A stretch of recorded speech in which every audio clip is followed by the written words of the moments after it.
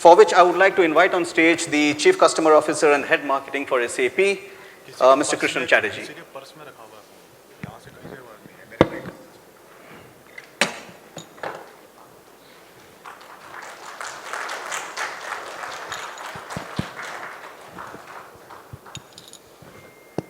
Thank you so much, Krishnan. All yours. Thank you.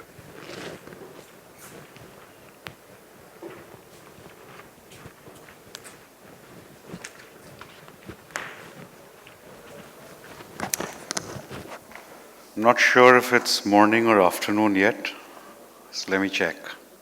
Oh, it's still morning. Good morning, everybody. So we just heard a fascinating discussion, and clearly, I think the most telling takeaway from that was let's listen. The challenge nowadays is once you listen, what do you actually do? And therefore, in the experience economy, let me introduce an additional idea.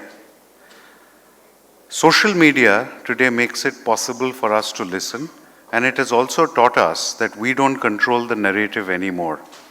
I have one narrative, my customers have 1 million, and it's their narrative which will win.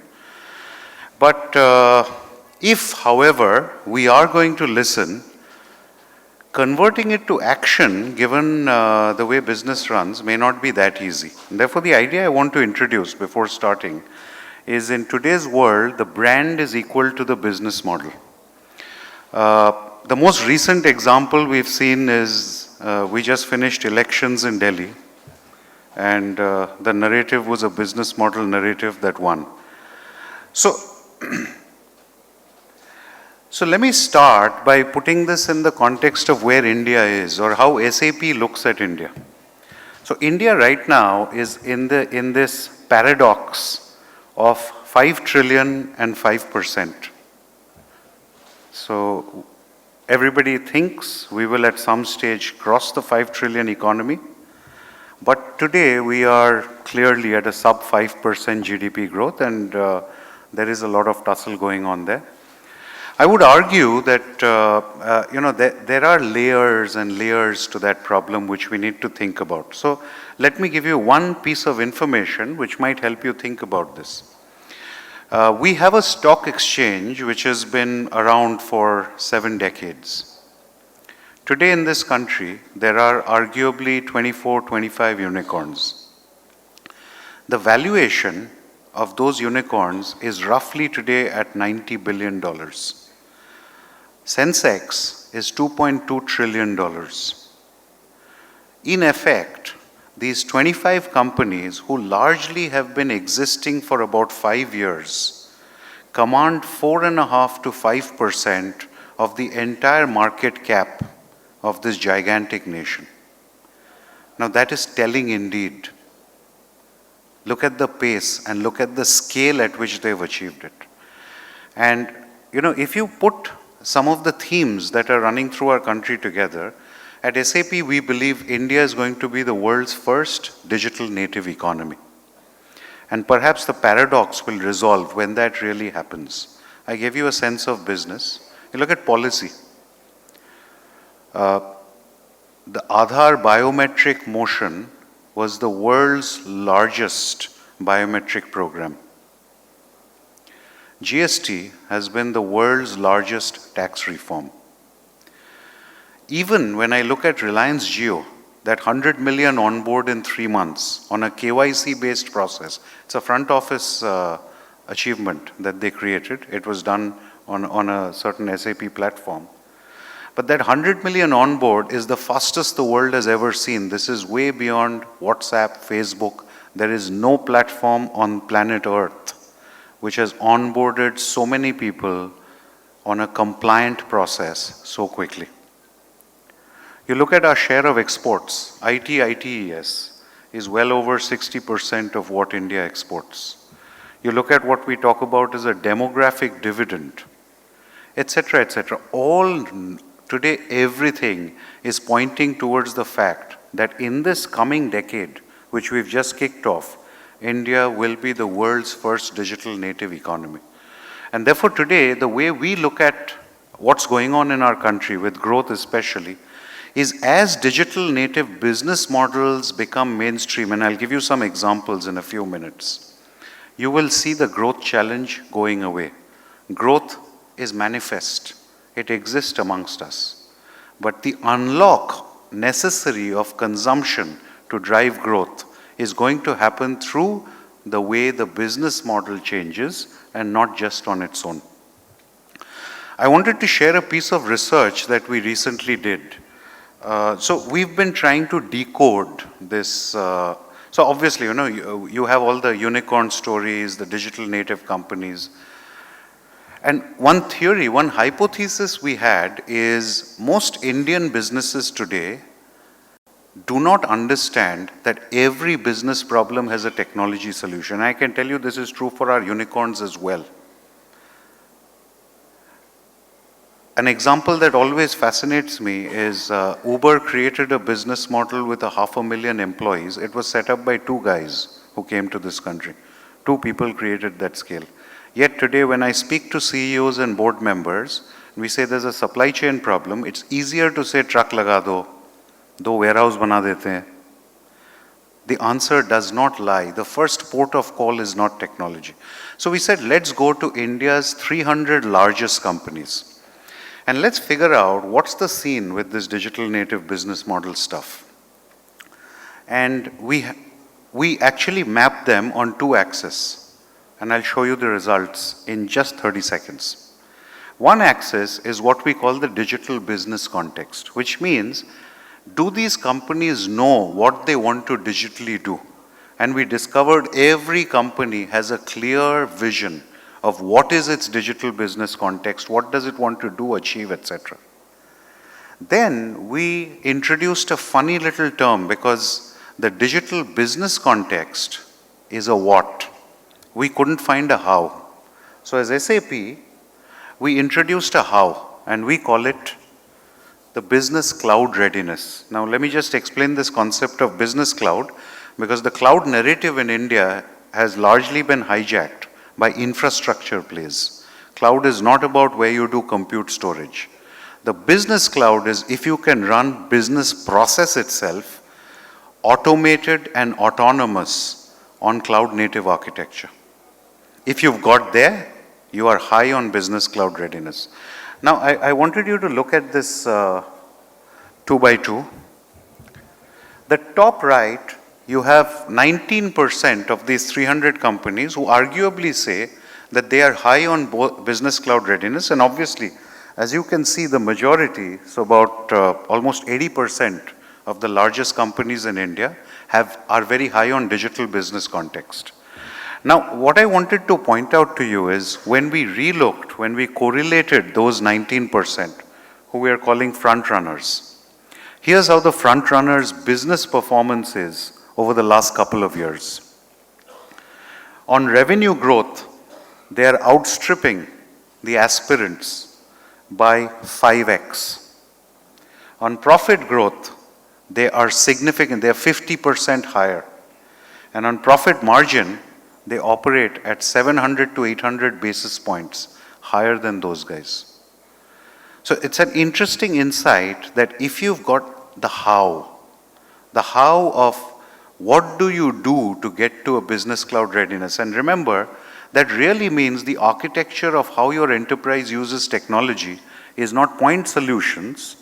It's a holistic, integrated architecture, cloud native, to drive processes end to end.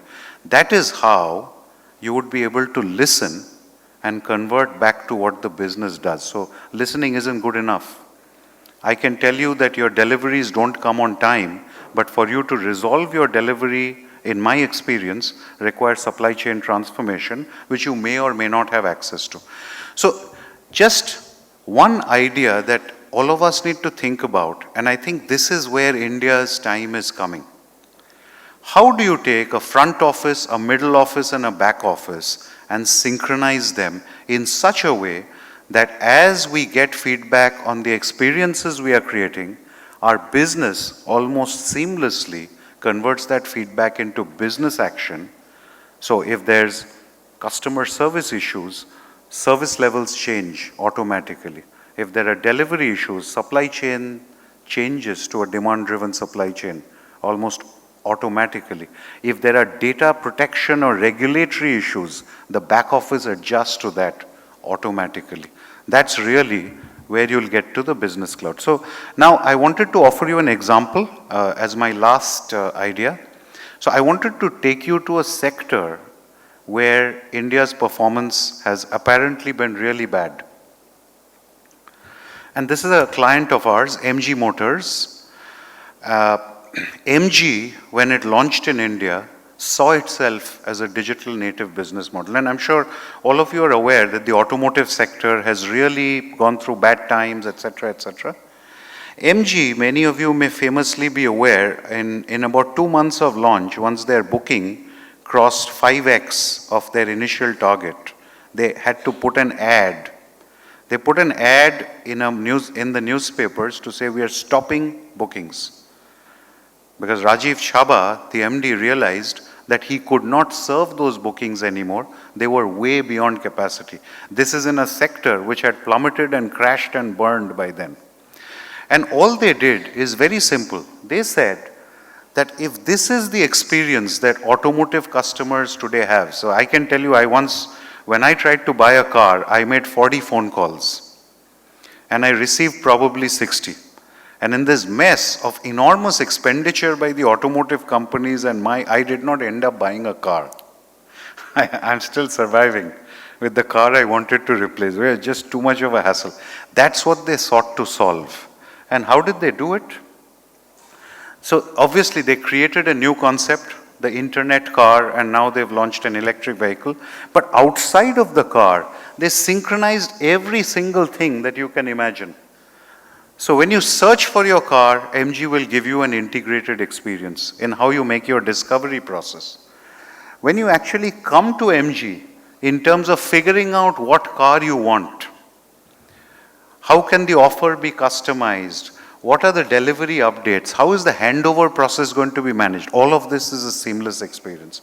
And finally, as an owner, when you engage back for the service requirements, for going back to them, for spare parts, all of that becomes a seamless experience. All of this is architected together, like I said, very high on business cloud readiness, and they knew exactly what they wanted to achieve as part of their digital business context. So, I'll go back to the thought I started with. If your brand is equal to your business model, then as you listen and you pick up experience insights from our customers, there has to be an architecture of how your business runs, which enables that feedback to quickly get converted to business action that resolves it in a sustainable, scalable, and profitable way. So with that, I rest my case and I'm open for questions, if any.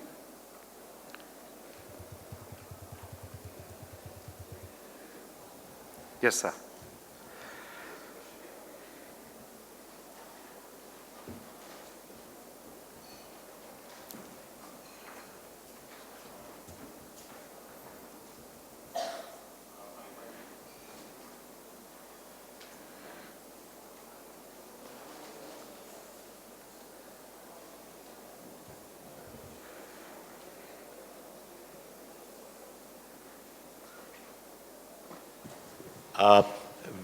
My name's Alok, very interested about your MG Motors example. I have a very simple question. So you collect a lead online. This customer might at some point of time walk into the showroom before buying the car. How does the retailer know that this is an online lead that has walked in?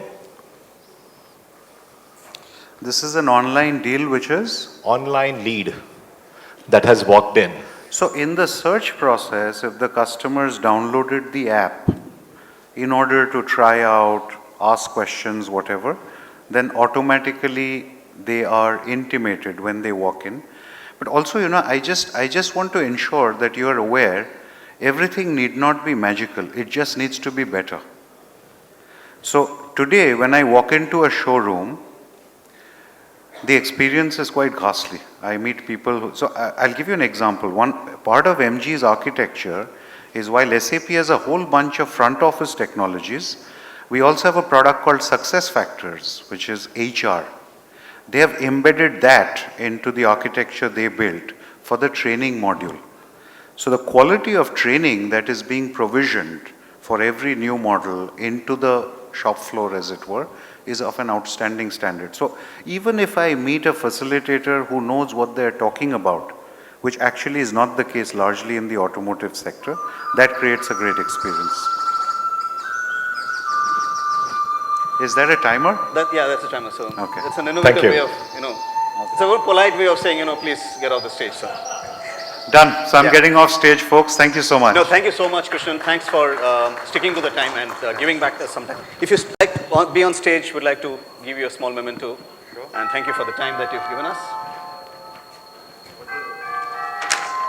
that the memento bell? This for the memento bell. Yeah. Thank you so much. Thank you.